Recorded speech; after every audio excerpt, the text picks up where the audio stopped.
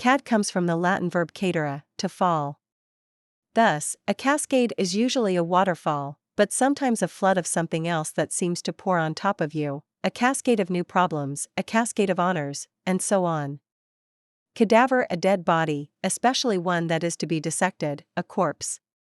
The cadaver she was given to work on, from the Manhattan morgue, was that of an unclaimed homeless woman.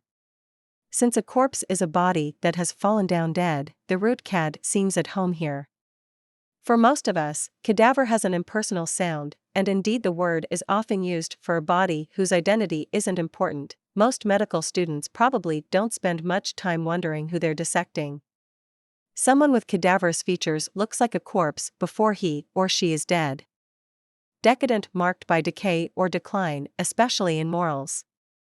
The French Empire may have been at its most decadent just before the French Revolution. To be decadent is to be in the process of decay, so a powerful nation may be said to be in a decadent stage if its power is fading. But the word is more often used to speak of moral decay.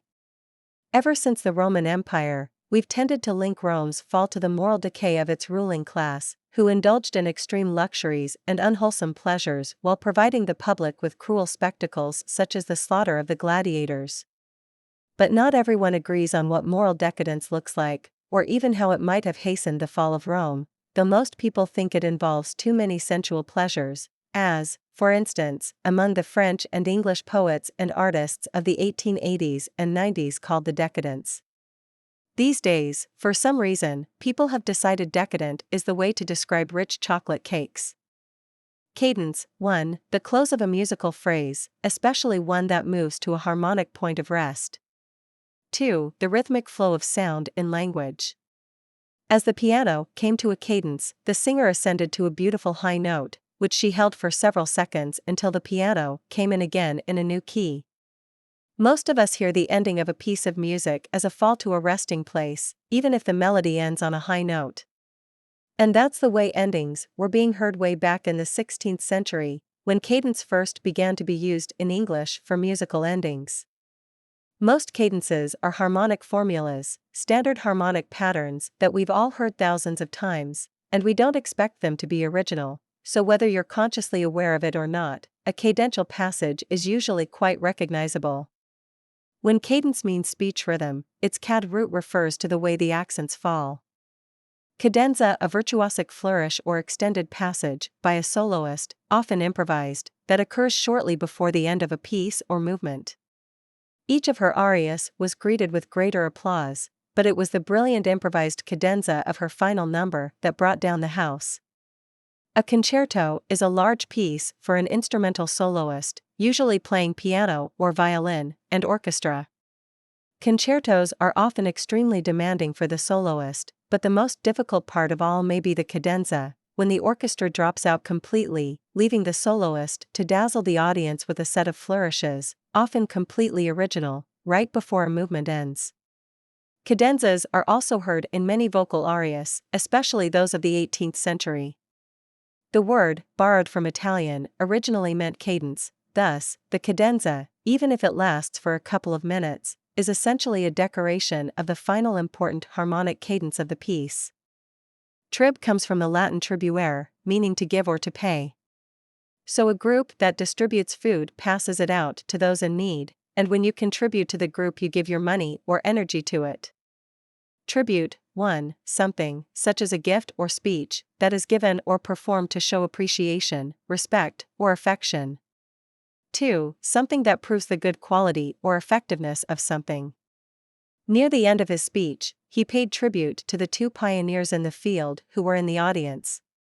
Tribute originally took the form of things given from a weaker group to the dominant power of a region, a bit like the protection money the mafia gets from small businesses after making them offers they can't refuse, though the older form of tribute actually did buy the weaker group some protection from enemy forces.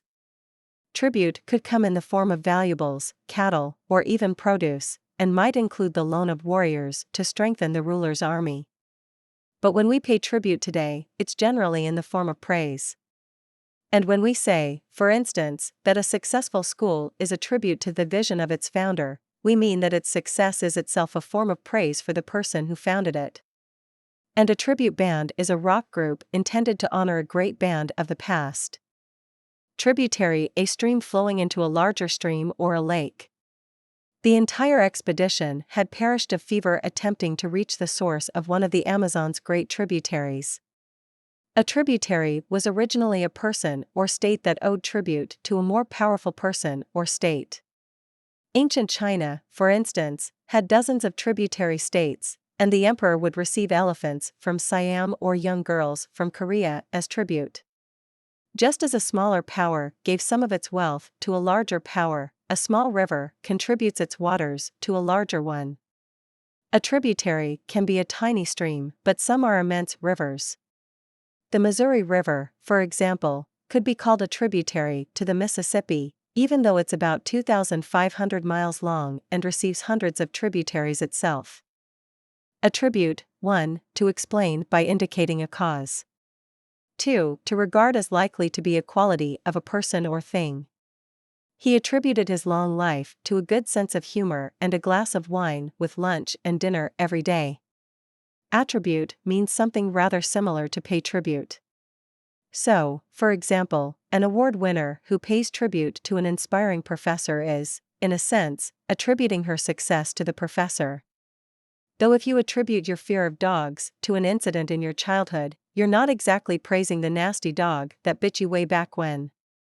The second sense of attribute is slightly different. If you attribute bad motives to a politician, it means you think he or she is doing things for the wrong reasons, even if you don't have any proof. When attribute is accented on its first syllable, it's being used as a noun, usually as a synonym for quality. So, for instance, you may believe that an even temper is an attribute of the best presidents, or that cheerfulness is your spouse's best attribute. Retribution, something given in payment for a wrong, punishment. The victims' families have been clamoring for retribution, sometimes even interrupting the trial proceedings. With its prefix re, meaning back, retribution means literally payback. And indeed, we usually use it when talking about personal revenge, whether it's retribution for an insult in a high school corridor or retribution for a guerrilla attack on a government building.